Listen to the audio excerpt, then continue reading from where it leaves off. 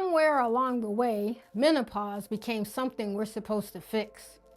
Fix the weight gain, fix the mood, fix the sleep, fix the hormones. But menopause is not a disease, it's a biological transition. And transitions aren't meant to be fixed, they're meant to be supported.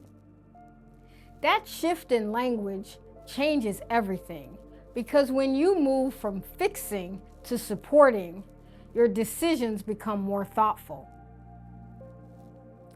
Myth: menopause means your hormones are broken.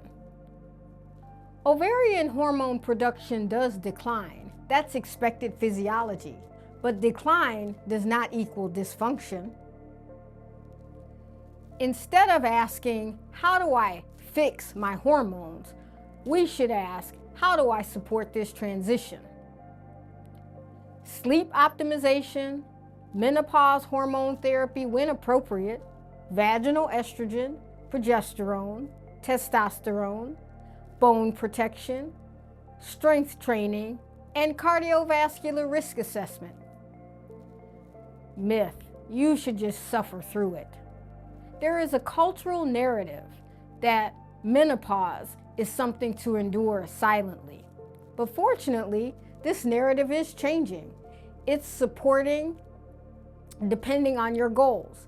It does not necessarily mean aggressive intervention for every woman, but it also does not mean unnecessary suffering.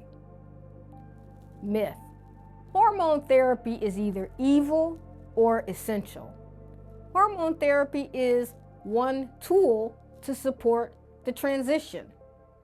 Myth: you need your hormone levels checked. Menopause is actually a clinical diagnosis, 1 year of no bleeding.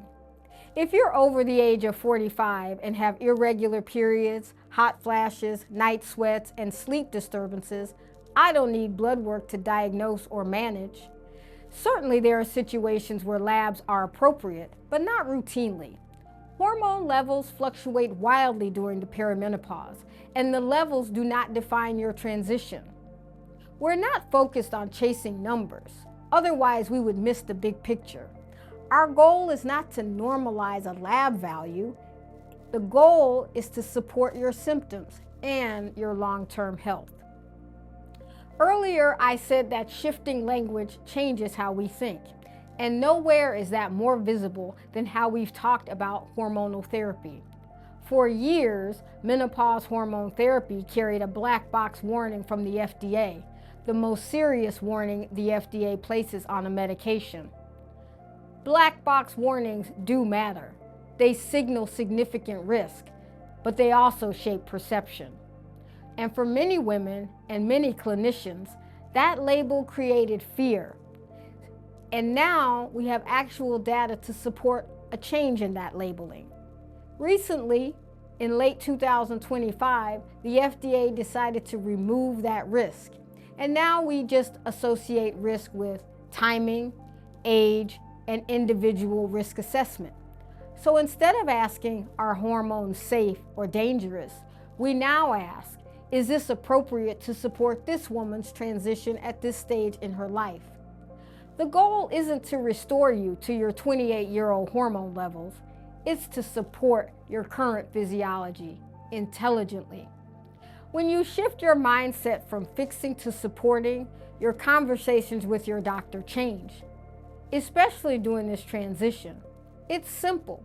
Know your body, know your options, support the transition.